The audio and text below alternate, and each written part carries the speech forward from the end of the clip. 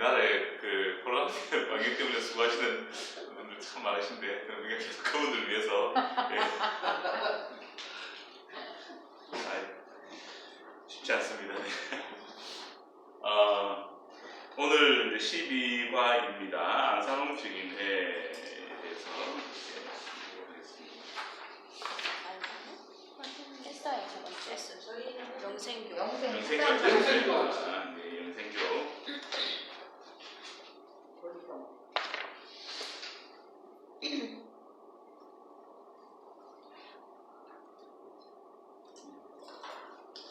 필만세까지는 할 수 있겠습니다. 네. 안상홍 증인했고 오늘 영생교구조 승리재단 조희성 영상 하나 보고 우리가 같이 또 교재 들어가보도록 하겠습니다.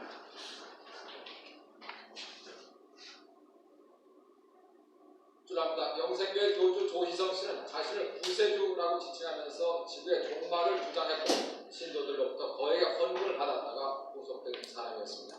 영생교는 어떤 종교인지 세분한 윤도환 기자가 전해줍니다.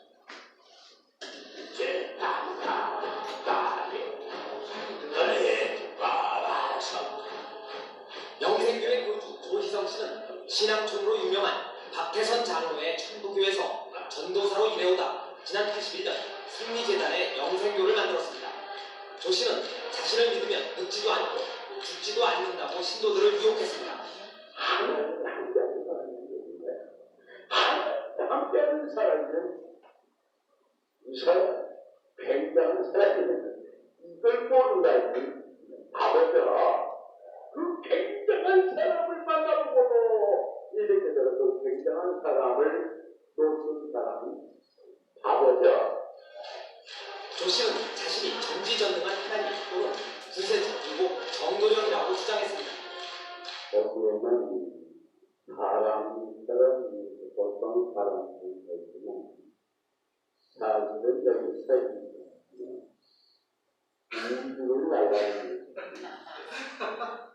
우주를 날아다니니까 조희성 씨는 특히 자신은 이미 영원한 생명을 얻었기 때문에 자신의 사진을 찍으면 감로, 즉 신비한 이슬이 나타난다는 터무니없는 주장을 펴기도 했습니다. 이슬을 내가 받고 너무 맞죠? 미쳤죠? 여러분 이슬 아무나 안 되는 거야. 조 씨는 지난 92년 지구의 종말이 올 것이라고 예언했다가 아무 일도 일어나지 않자 다시 93년 2월로 정정했고 또다시 95년에 종말이 온다고 주장했습니다. 조희성 씨는 이 같은 종말론을 퍼뜨리며 신도들로부터 수억 원을 강제로 헌납받아 돈을 축적해온 것으로 알려졌습니다. 아이야, 그냥 아이야, 그러니까 나라도 받아주겠구나. 조 씨는 말을 듣지 않는 신도들을 감금한다는 소문이 파다했습니다. 자기에게 어떤 그게 그 비리가 노출되면은 그냥 그 사람을 가감하게 그냥 없애버리는 거예요. 조 씨는 또 영생교를 배신한 배교자를 처단하라는 지시를 했으며 이후 신자 8명이 행방불명됐다는 피해자들의 진술에 따라 조사를 받았습니다. 아기를 기대야 된다고 이가는 말하는 것이 가지고 이들 승리재단은 바로 사람을 죽이는 곳이라고 보안 모양을 하네. 조 씨는 결국 사기 혐의로 구속됐고 종말론도 부정한다고 진술했으나 그동안의 수사가 시체 발굴이라는 새로운 국면으로 전개됨에 따라 영생교의 정체가 다시 수면 밖으로 떠오르게 됐습니다. MBC 뉴스 윤도환입니다.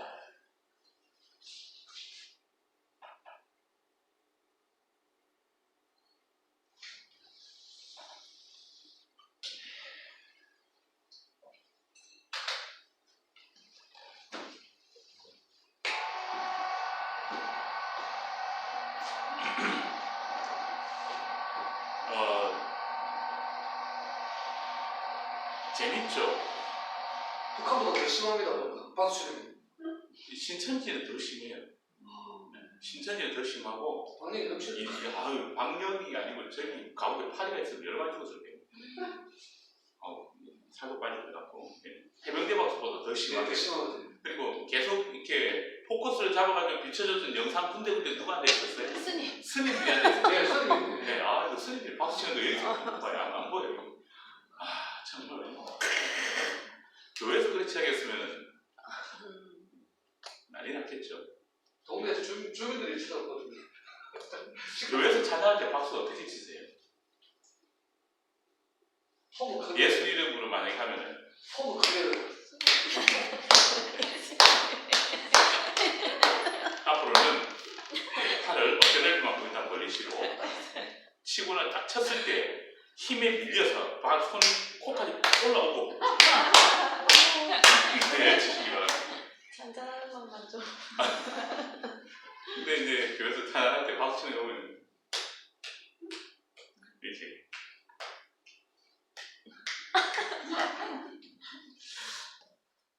이게 박수 쳐드리는 것을 무지한 영광으로 생각하시라 이제 그런 의미로 보여질 때가 가끔 있어요.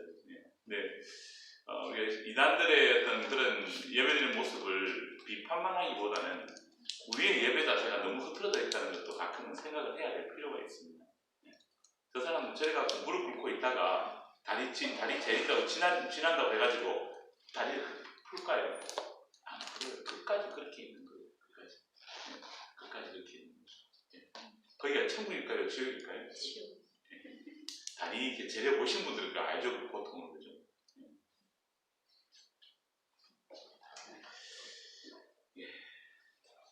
이슬을 내리는 사람, 우주를 날아다니는. 저도 제가 안 보일 때 제가 우주를 날아다니는. 그걸 이제 믿고 있으니까 대단한 거예요. 믿고 있으니까. 승리재단 일명 영생교회 교주인 조희성 씨가 지난 2월 10일 드디어 사기 횡령 혐의로 검찰에 검거되었습니다. 영생교 피해자들이 밝힌 대로 조희성 씨가 조직한 살인특공대에 보복이 무서워 숨어 살다가 납치되어 없어진 사람만 해도 현재 15명이 됩니다. 이단에 희생되어 죽어가는 원혼들을 위해서 그들을 안매장한 곳이라도 밝혀지기를 기대합니다. 죽지 않고 영생하게 해주겠다고 약속하면서도 노동착취를 일삼으며 재산을 빼앗아 가정을 파괴하고 살인도 불사하는 이 사이비 종교 집단은 어떻게 형성되었을까요? 또한 교주 조 씨는 추종자들에게 무엇을 가르칠까요? 이번에는 이 영생교에 대해서 알아보도록 합시다.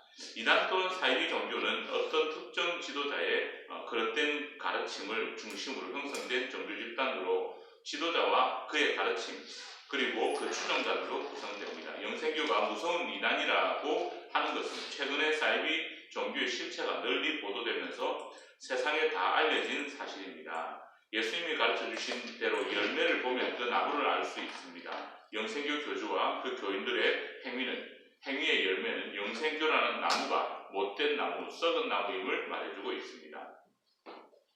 교주 조희성은 어떤 인물인가? 일찍 사도 베드로는 무식한 자들과 믿음이 굳세지 못한 자들이 성경을 억지로 해석하다가 스스로 멸망에 이른다고 이단의 생성 과정을 밝힌 적이 있습니다. 조희성 씨는 1931년 경기도 군포에서 농부의 아들로 태어나 김포중학을 졸업한 후 군에 입대 정문 장교로 복무하다가 육군 중위로 제대했습니다. 조 씨는 그 후 신앙촌으로 유명한 박태선 씨의 천부교에서 전도사로 오랜 기간 동안 충성하였습니다.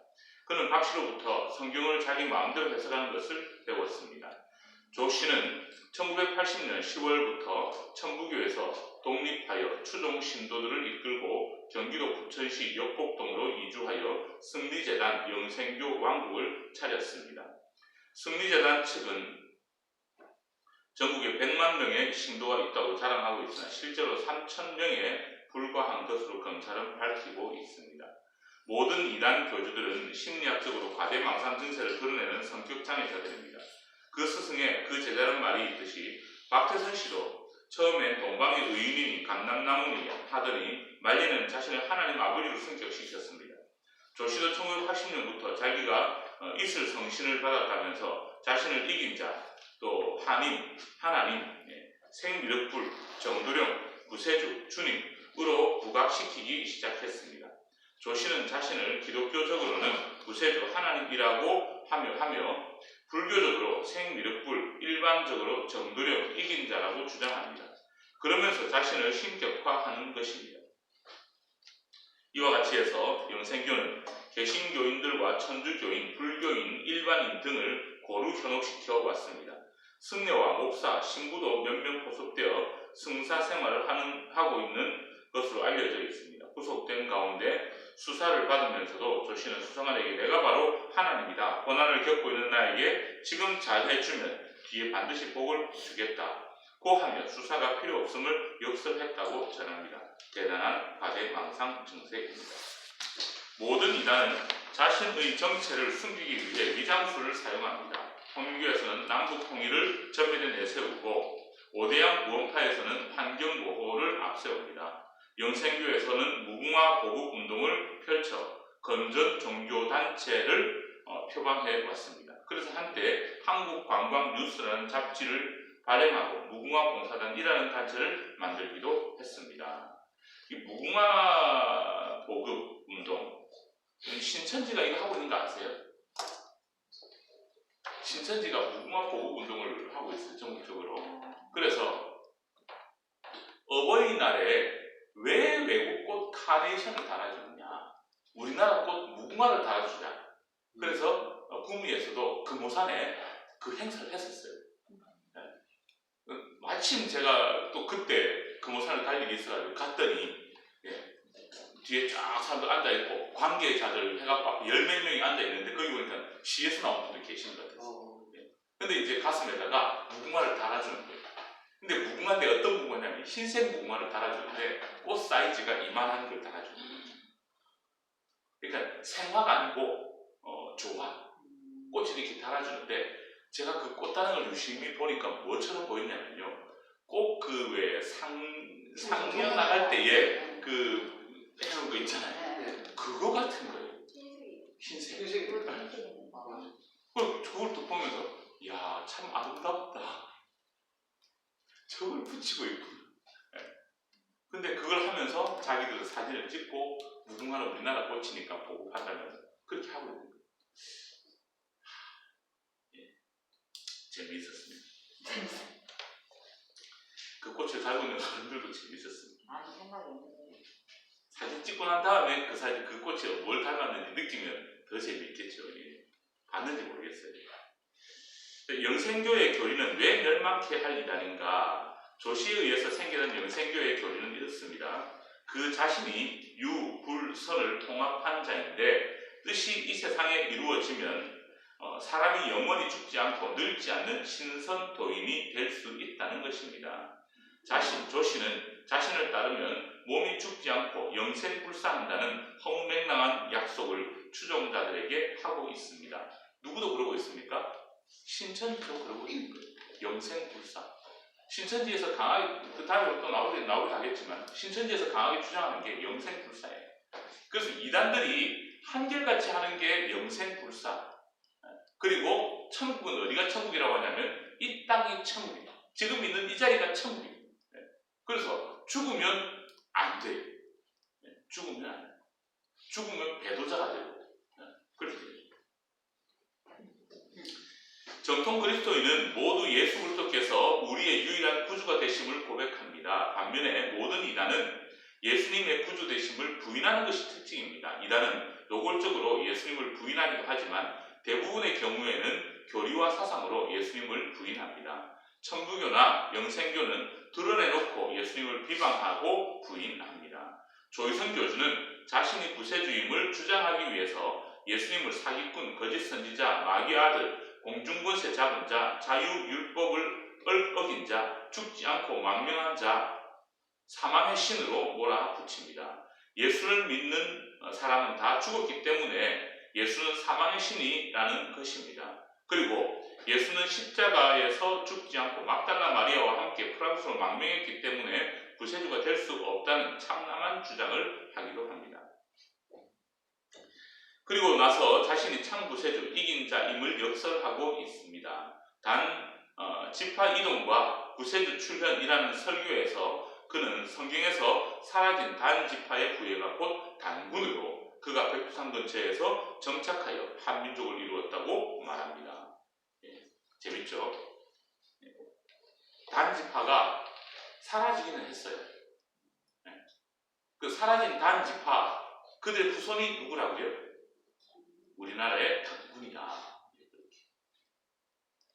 또 어떤 곳은 약간 이단성이 있는 그런 곳인데 거기에서 또 뭐라고 이야기하냐면 단지파가 사라져가지고 그 사마리아인들이 됐다고 그렇게 이야기합니다. 사마리아인들. 그리고 그 사마리아인들이 또 사라졌는데 어디에 갔냐면 그들이 동쪽으로 계속 갔대요. 사마리아인들이 사라져가지고 동쪽으로 계속 갔대요. 그래서 계속 가서 배 타고 계속 가서 어느 섬에 정착을 해가지고 그 섬에서 이름을 조금 바꿔서 살았대요. 그들이 누구냐면 사무라이입니다. 사마리아가 사무라이로 바뀌었다고 그렇게 말하는 사람도 있습니다. 기독교인들 가운데. 정통 기독교인은 아닙니다. 이단성이 있는 기독교인. 사무라이가 일본 저기 일본 무사히 그렇잖아요. 제가 그 이야기를 듣고 뒤로 넘어질 뻔했습니다. 근데 어느 교수님이 그 이야기를 해가지고 차마 거기에서 내가 박차고 나오지는 못했고 그 교수님도 이런 사람들이 있다면서 이제 설명을 했기 때문에 또 최근에 어떤 분이 또 그걸 또 이야기를 해서 제가 뭐라 말도 못하고 참 그냥 웃었습니다. 그렇습니다. 허무맹랑한 그런 이야기들을 약간의 근거를 들여가지고 이성적으로 설명하면 사람들은 무너지게 되어 있습니다. 근데 재밌는 게 뭔지 아십니까? 일본에 기독교인들 마을이 있었습니다. 한 마을이 있었습니다. 그리고 그 기독교인 마을이 실제로 역사 속에서 순교 전멸합니다. 이 사무라이가 그 마을 주민들이었다. 그리고 그 마을 주민 전체가 순교했다. 그래서 지금 이제 일본에 가면은 순교의 역사가 개신교 쪽 순교 역사가 없습니다. 다 천주교 겁니다. 근데 선교사님들 가서 제가 여쭤봤습니다. 여러분한테 여쭤봤는데 왜 없습니까? 하고 물으니까 옛날에 일본에 그 기독교 마을이 있었는데 일본 정부에서 한 몇 년 전인가 300-400년 전인가 기독교인들 나오라고 해서 다 죽였다는 거예요. 다 죽였는데 우리나라 사람들 같으면 어떻게 됐을까요? 구미에 이렇게 했는데 경찰서에서 기독교인들 나오라고 가서 카드 다 쳐주겠는데요. 그러면 어떻게 하시겠습니까? 나가서 죽겠습니까? 어디 들어가 숨겠습니까? 그렇죠. 기독교인들 정직하게 나와서 정직하게 정당하게 죽어라. 자기가 예수님을 믿는 사람이 나와서 죽어라. 지금 어떻게 하시겠어요? 대답하지 마시고 어떻게 하시겠습니까? 대답하지 마시고 후세들에게 복음을 전하기 위해서 나는 정당한 의로운 길을 찾는다. 사람들이 다 숨을 수 있어요, 그죠? 우리나라 사람은 숨을 거예요. 근데 일본 사람들은요, 정말 정직하게 다 죽어버렸어요. 다 죽어. 그래서 일본의 기독교 역사가 툭 끊어져. 완전히 끊어져 버렸어요. 그리고 난 다음에 천주교에서 또 다시 먼저 들어가고 그 다음에 개신교가 따라들어요. 그럼 그 기독교인들이 누구였을까? 사마리아인들이었을까? 사마리아인들이 사무라이가 돼가지고 그들이 그렇게 죽었을까? 근데 그렇게 연결시켜 가는 거죠. 그러니까 설득력이 있잖아요, 이게. 그죠? 설득력이 있다니까요. 그 우리나라에도 보면은, 어느 부처상이 이렇게 가운데 있고요. 벽에 빼곡히 돌아가면서 조그마한 부처상들이 빼곡히 있는 그 혹시 그런 그림 보신 적 있습니까? 부처상이 하나 가운데 큰 게 하나가 있고요. 이렇게 둘레의 벽에 조그마한 부처상들이 전부 다 돌로 다 만들어져 있어요. 그런 게 하나 있거든요. 그런데 그것들 가운데 부처상 가운데 뭐가 있냐면요. 어떤 여인이 어린 양을 품고 있는 부처상이 있어요. 그 조그마한 것들 가운데 하나가 여인이 어린 양을 품고 있는 부처상이 있다는 거예요. 이상하지 않습니까? 그럼 뭘까요? 마리아가 양을 품고 있는.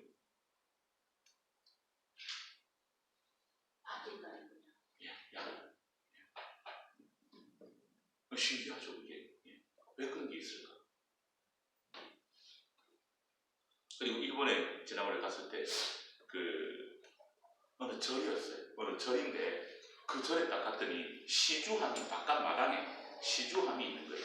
근데 손은 못 대게 하는데 선교사님이 하는 이야기가 이 시주함을 뒤집어 가지고 밑바닥에 보면 십자가가 그려져 있다. 위에는 절 표시가 이렇게 돼 있는데 그 시주함 위에 앞에서 보면 절 표시가 돼 있는데 밑바닥을 뒤집어서 밑에 보면 십자가가 그려져 있다. 그때 당시에 기독교인들이 박해를 피해서 숨었는데 절에 들어가가지고 절 모양을 하고 그렇게 숨어서 살았다. 그러니까 오해를 받지 않아야 되겠다. 그런 이야기까지 하는 곳을 저희들이 직접 가가지고 그 앞에서 사진을 찍고 그랬어요. 정말로 뒤집어 보고 싶었는데 뒤집어 보지는 못했어요. 목사님, 저희 같이 일하는 기사분 중에서 한 분이 장로님 아들인데요. 장로님 어느 교회 장로님 아들인데 장로님 들어가시고 지금 아드님이 절에 지금 합천에서 그 절에 사진대학교 나와가지고요. 그래서 또 지명한 그곳에 가서 주지선까지 있다가 다 내려놓고 이제 다시 모두 정리하고 일반인으로 돌아가서 결혼도 하고 아들도 다 했거든요.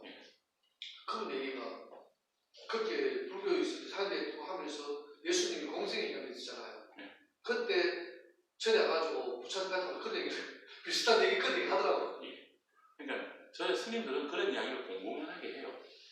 예수님이 와서 배웠다 그렇게.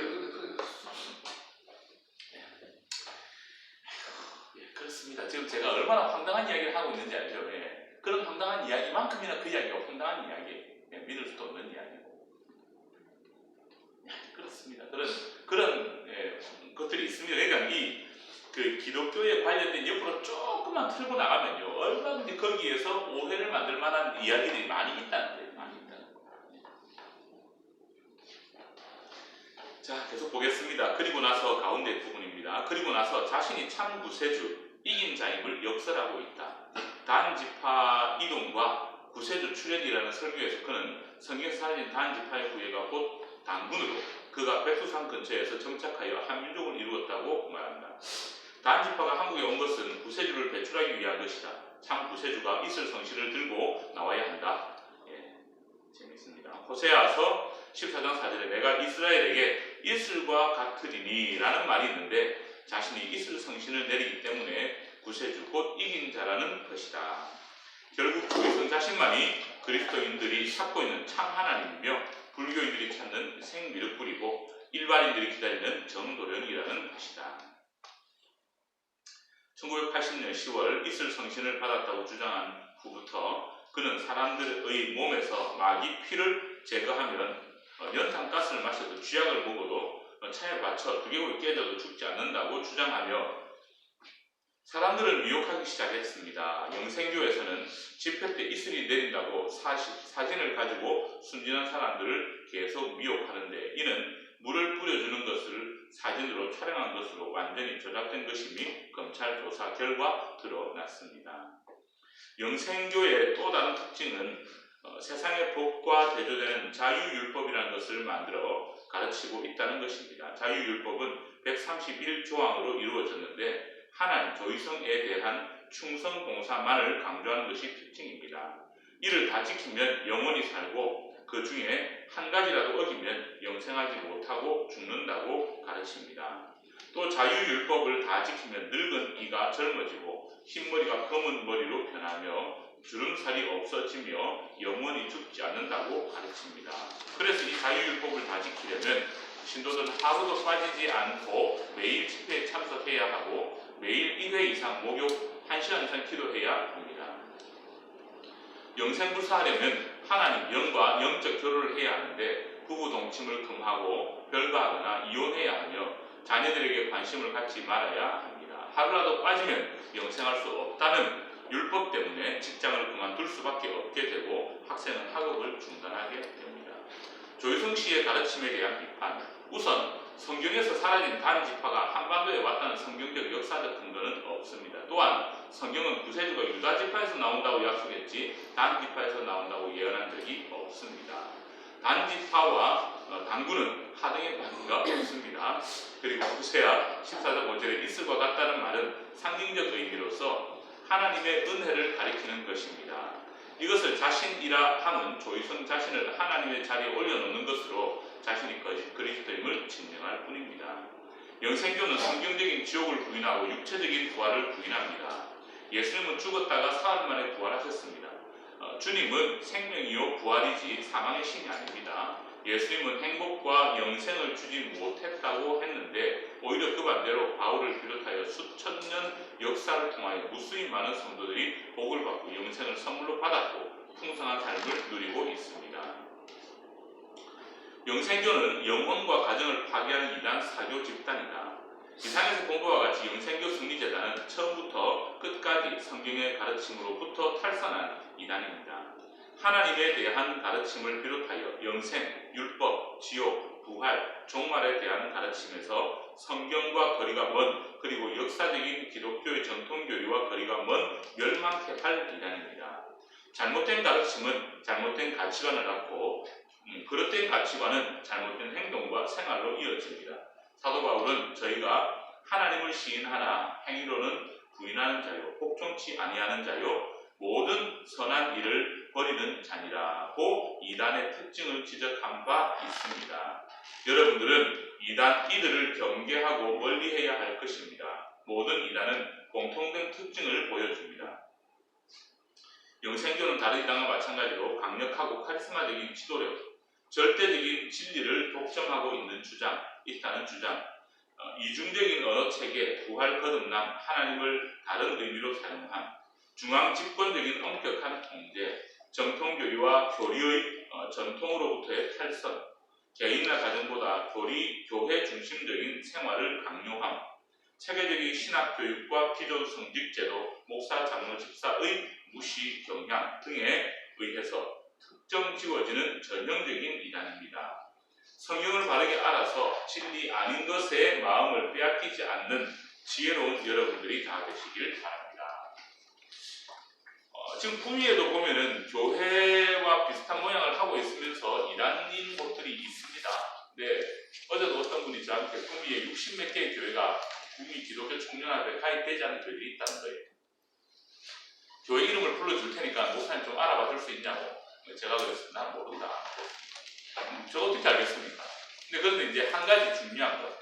그 교회가 이단인지 아닌지 구별할 수 있는 제일 좋은 방법이 있는데 그 교회 일단 목사님을 만나라. 목사님을 만나가지고 이것만 물어봐라. 교단이 어떻게 됩니까? 그래서 아무리 작은 그 교단이라도 분소교단이라도 교단이 있거든요. 그러면 교단이 있으면은 이야기를 합니다. 나는 뭐 합동 정통입니다. 합동 개혁입니다. 아니면 뭐 기성입니다. 이런 교단을 이야기하고 분소교단은 저희 교단이 너무 작아서 참 구미에 하나밖에 저희 교회가 없지만 저희 교단은 이렇습니다. 이야기를 해요. 근데 이단은요, 교단이 없어요. 그래서 교단이 어딥니까? 라고 물었을 때 교회면 되지 교단이 뭐 중요하냐고, 교단이 구원받게 하냐고, 딱 그렇게 교단 나오면은 화를 발끈 닦는 뭘까요? 이단. 교회 모습을 똑같이 하고 있어도 교단에 대해서 답하지 못하면 이단입니다. 그래서 지금 내가 다니고 있는 교회가 이단인가 아닌가 확인하려면 어떻게 하면 될까요?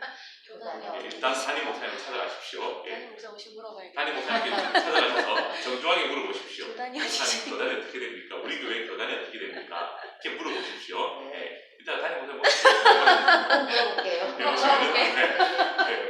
그걸 세 분에 계시네. 대표 한번 물어보십시오. 예. 죄송한데 목사님 우리 교회 교단이 어떻게 이상하게 볼 수도 있어요. 그러면 예, 목사님이 우리 교회 교단? 예. 대한제주교장로회 교단의 색깔은 조직 신학에 나오는 그 7가지, 8가지 그 색깔로 구분이 되는 거예요. 거의 그렇게 구분 다 되죠. 뭐 합동에도 보면 개혁이 있고 아까 말씀하셨잖아요. 네. 그러면 대한이수교 장로회 합동이면 그 안에서도 분류가 또 이렇게 나눠진다는 그렇죠. 거예요. 네. 아주 많아요. 그러면 거기서는 어떻게 조직 신학이 대부분 이제 총신의 조직 신학을 좀 카피하는 경향이 많아요. 그래서 앞에 합동이란 말이 붙으면 거의 합동 교단을 거의 그 신학을 거의 가져가서 같이 써요. 그리고 이제 기성이면은 성결교회 조직 신학을 가지고 가고, 침신이면은 침신 쪽에 침례교적인 조직 신학을 거의 가지고 가요. 그런데도 대한예수교 장로회 들어가면서 대한예수교 장로회란 말은 뭐냐면 장로님이 계신 교회가 대한예수교 장로회예요. 감리교는 장로님이 없어요. 그렇잖아요. 권사님 계시다. 감독이 있죠. 아, 감독이 있어요. 그래서 그렇게 이제 장로님이 중심인 교회, 거기가 이제 장로회. 그래서 그 장로교 쪽은 거의가 다 거기에 이제 맞는 그런 교리를 가지고 가니까 괜찮고요. 그래서 일단은 교단이 어딘지 물어보면은 제일 정확합니다. 교단.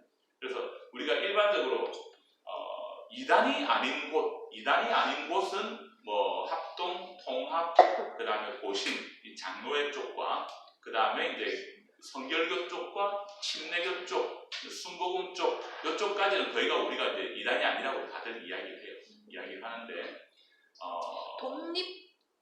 독립교단도 있어요. 예, 독립교단은 우리가 독립교단입니다라고 이야기해요. 거기 색깔이 또 어떻게 달라요? 독립교단은 또 독립교단으로서의 색깔이 있는 거죠. 독립적인 색깔이 있어요. 그래요?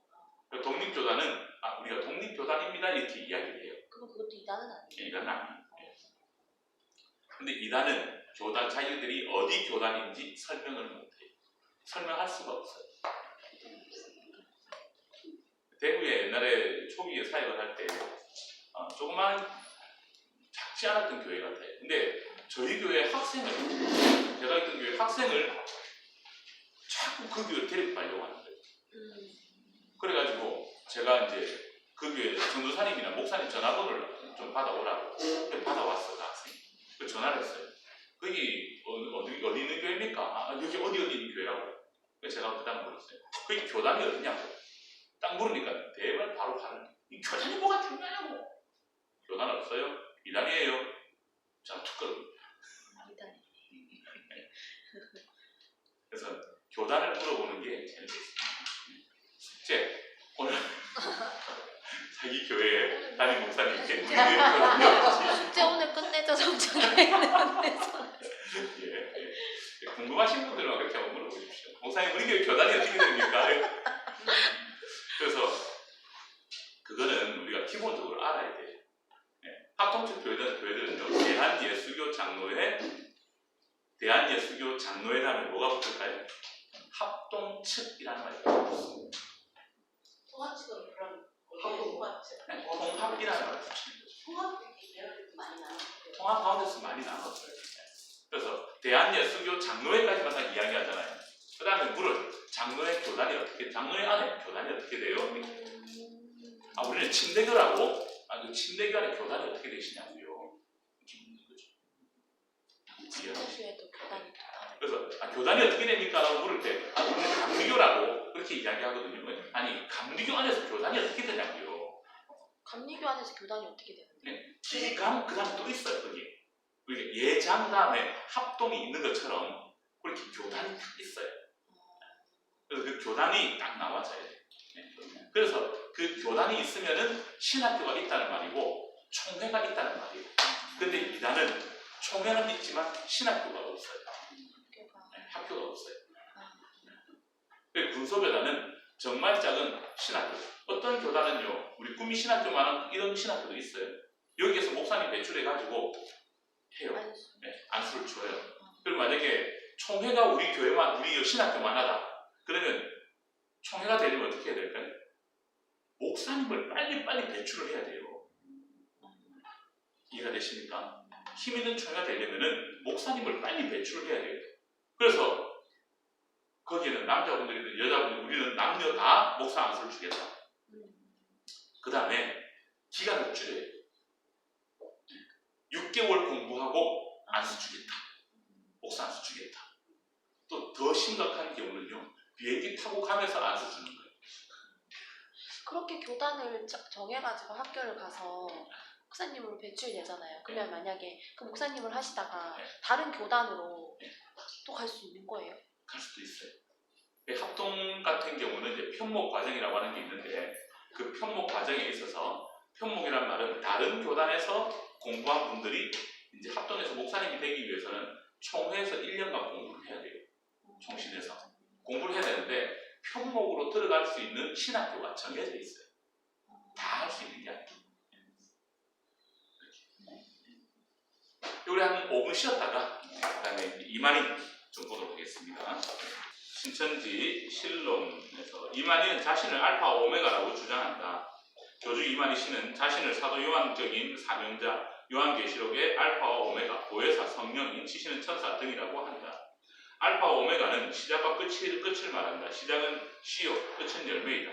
시작은 예언이요, 끝은 실상이다. 성경 속에 감춘 모든 비밀이 실상이 나타남으로 열매를 결실하여야 하나님의 창조의 목적이 이루어진다. 이 말씀은 아시아 한반도 땅에 세례 요한의 사명자가 길을 예배하고 있을 때 그리스도의 성령도 그곳에 오셔서 역사하심을 말해준다라고 이만희가 그렇게 이야기를 하고 있습니다.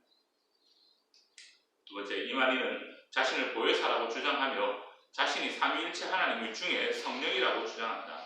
이만희는 자신을 사도 요한격인 사람이라고 하며 또한 이 사도 요한격인 사람이 또 보혜사라고 주장한다. 이만희는 자신이 저술한 책 표지에 보혜사 이만희라고 기재해 놓기도 했다. 즉, 이 시는 자신을 삼위 중 하나라고 신격화한다는 이야기다. 그러므로 우리가 찾고 만나야 할 사람은 사도 요한격인 야곱, 곧 승자를 만나야 아버지와 아들의 계시를 받게 되고 영생에 들어가게 된다는 것을 명심해야 할 것이다. 이만희지요이라고 말을 하고 있습니다. 그 신천지가 1년에 한 번씩, 지금은 안 하고 있습니다. 1년에 한 번씩 서울 잠실 그 운동장에서 천국잔치라고 하는 걸 체육대회 비슷하게 그걸 하거든요. 그거 하면은 전국의 모든 신천지가 다 올라가요. 거기 관광버스 대가지고 다 올라가요. 근데 그 제가 아는 분이 신천지 간부를 아는 분이 있어가지고 2회차에 걸친 천국잔치 CD를 제가 지금 받아가지고 그걸 보관하고 있거든요. 그걸 제가 한번 구경을 해봤어요. 대단해요. 정말. 타격이겠죠. 한가운데 탁 진짜 하나님처럼 탁 앉아있고요. 멸종관 같은 거 쓰고 탁 앉아있고 옆에 그 김남희가 앉아있고요. 딱 이렇게 있는데 카드 섹션 이런 거 있잖아요. 네. 이만희 맞은편에 앉은 그 줄자리하고 마당에서 운동장에 카드 섹션을 하는데 진짜 요즘 젊은 애들만 끼깔나게 해요. 진짜. 있어요. 정말 대단해. 정말 대단해. 근데 그걸 보면서 제가 느낀 게 뭐냐면 이 이만희가 1년에 한 번 천국잔치라고 해서 하는데 왜 애들만 개고생을 시키나? 카드 섹션 한다고 얼마나 고생을 할까? 자기를 뜨지도 못해요. 하루 종일 아침부터 저녁까지 자기를 못 떠요. 애들만 고생을 시키고 지는 탁 앉아있고 지가 만약에 그 천국잔치면은 그래도 예수님처럼 탁 해갖고 성경에 문답 좀 뜨게 해주고 또 하늘도 지가 탁 날아가지고 뭐 천국의 모습이 좀 보여야 천국 잔치인 줄 알죠. 애들만 뭐를 하는 꼭 그 스승의 날 애들이 재롱잔치 하는 것 같은 뭐 그런 식으로 이제 하는 거예요. 그런 식으로. 근데 거기 가는 모든 신천지인들이 남자나 여자나 필수 준비물이 있는데 혹시 뭔지 아세요? 기저귀를 다 가져. 자리를 뜰 수가 없어요. 그게 뭐? 밥을 먹으면 될까요? 안 될까요? 밥도 못 먹어요. 왜 못 먹을까요? 밥 먹으면 화장실 가야 되니까. 물 마실 수 있을까요? 못 마실까요? 못 마셔요. 물 마시면 또 어디 가야 되니까 화장실 가야 돼요. 그래서 아무것도 먹지도 못하고 마시지도 못하고 그렇게 하루를 보내야 돼요. 잘생긴 오빠애가 앉아가지고 기저귀를 하고 있어요.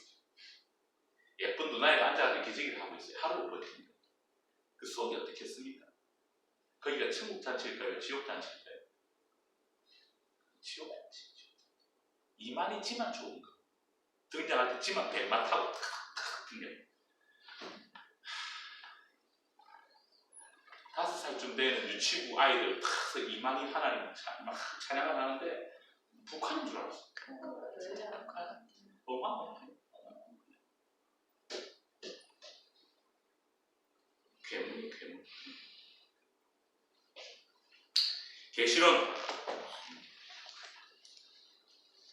이만희는 성경의 대부분이 비유와 상징으로 되어 있다고 주장한다. 이 시는 이처럼 성경을 비유로 풀어야 한다고 주장한다. 문자로 성경을 해석하는 것은 하나님의 뜻에 맞지 않는다는 것이다. 비유풀이를 강조하여 성경을 영적으로 풀어야 한다는 주장은 대부분의 가짜 재림주들의 공통적인 주장으로서 그 이유는 이만희 씨를 재림주로 만들기 위해서라고 보아야 한다. 성경을 문자적이요 신학적으로 해석하면 교주를 재림주로 만들기가 불가능하다. 예컨대 예수님은 재림하실 때에 하늘로부터 와야 하고 구름을 타고 오셔야 하고 호령과 천사장의 나팔도 울려야 하기 때문이다. 성경에 기록된 하나님의 말씀은 육적인 것을 빙자하여 비유를 베푼 영적인 것인데 사람들이 문자에 매여 육적으로 해석하여 행동한다면 하나님의 뜻에 맞을 리가 없다라고 이만희는 이야기를 합니다. 이만희는 직통계시자이다. 이란 교주들의 공통점이 직통계시자라는 것입니다. 이만희 씨도 예외는 아닙니다. 그의 주장은 이렇습니다. 이 세상에는 성경을 풀이한 수많은 책들과 그 책에 저명한 저자들이 있다. 그러나 그 어느 것도 필자가 증거한 이 책과는 좋게 비교될 수가 없다. 그것은 사람의 생각과 지식과 권위를 연구하여 해설한 것보다 주님의 성령과 천사들로부터 직접 보고 듣고 지시에 의해 하나님의 말씀과 실상을 동시에 증거한 것이기 때문이다. 이성적인 접근에 한번 KO 당해버리면 헤어나올 수가 없습니다. 제가 예전에 그 말씀을 한번 드렸습니다. 저희 고향교회 형님 이야기 한번 했는가 모르겠는데 저희 고향교회 형님이 두해 형님이 있었거든요. 그 형님이 저희들 동기들 두해 후배 동생들 3명을 딱 앉혀놓고 나무젓가락 있잖아요. 그 나무젓가락을 탁 이렇게 보여주면서 앉아봐. 지금 내가 재밌는 거 보여줄게. 뭐요? 하니까 나무젓가락 와리밭이 있잖아요. 그걸 딱 보여주는 거예요. 이게 뭐야? 나무젓가락이요? 아니야. 이건 쇠젓가락이야. 에이, 지금부터 내가 묻는 말에 예, 아니요로만 딱 대답해봐. 그래갖고 30분 동안 그 자리에 앉아서 예, 아니요를 딱 했는데 나무젓가락이 쇠젓가락이 되겠다. 이성적으로 딱 터치해서 깨버리면요 어떻게 할 수가 없어요. 그리고 또 한번 말씀드렸잖아요. 그 노란색 빨간색 만들라고 했잖아요. 그죠? 네. 그렇게 되는 거죠. 네. 그리고 세뇌시키고 절대 빠지면 안 됩니다. 한번 빠지면 인간의 힘을 가지고는 빠져나올 수가 없습니다. 사람의 힘을 가지고는 빠져나올 수 없습니다. 거기서 빠져나오신 분들은 정말 초인적인 분들입니다. 대단합니다. 3. 기독론. 최상경 목사는 신천지 교주 이만희는 종말은 시대마다 온다며 자신을 믿지 않는 것이 곧 심판이라고 주장한다고 말했다. 이만희는 자신을 재림주라고 한다. 이 시의 모든 교리는 자신을 재림주로 만들기 위한 수단에 불과하다. 이 시는 예수님께서 구름 타고 오신다는 것은 영으로 어떤 인간 육체에 임하시는 것으로서 예수님의 재림을 영적인 것으로 주장하고 바로 자신에게 영으로 임하신 것이 재림이라고 함으로 자신이 재림주가 되는 것이다. 구름 타고 오신 예수님은 한 육체에게 오신다. 이 사람도 초림 때와 같이 영적 말구유에 탄생된다. 이는 하나님이 구름 타고 오사 예수님에게 임한 것과 같이 구름 타고 오시는 예수님은 택한 한 사람에게 임하여 동서남북 사방에서 알곡을 출수하여 새 이스라엘을 창조하신다. 이만희는 자신이 철장으로 만국을 다스릴 자라고 주장한다. 이만희는 계시록 12장의 철장으로 만국을 다스릴 아이가 바로 자신이라고 가르쳐 신도들을 미혹하는 이단 교주들이 많은데 교주 이시도 예외가 아니다. 이시 역시 재림주이며 철장으로 만국을 다스릴 이 아이라는 것이다. 아이를 낳은 여자가 뱀의 낯을 피하여 광야 자기 곳으로 도망가서 거기서 1160일간 양육받게 된다는 말은 그가 엘리야와 세례 요한의 입장에서 약속의 목자인 이 아이 앞에 먼저 온 것을 알려주려는 말이다. 4. 구원론. 이단 사이비 교주들은 자신을 신격화하여 그를 믿어야 구원을 받는다고 하듯 이만희 씨의 구원론도 마찬가지다. 초림 때는 예수님을 택하여 심판과 구원의 역사를 이루는 것처럼 재림 때인 지금은 한 목자인 교주 이만희를 택하여 심판과 구원의 역사를 이룬다고 한다. 하나님은 구약 성경대로 이 땅에 강림하사 약속대로 예수님을 빛으로 택하시고 예수님은 창세기 1장의 창조 원리와 같이 범죄한 그 시대를 심판하시고 승천하실 때 약속하신 예언의 말씀이 곧 신약 27권이었다. 다시 오시는 예수님은 하나님께서 자기를 택하신 것 같이 때를 따라 양식을 나누어 주는 한 목자를 빛으로 택하시고 그와 함께하여 성경의 예언대로 알곡과 죽정이를 가르는 심판과 구원의 일을 초림 때와 같이 하신다. 이 말이지.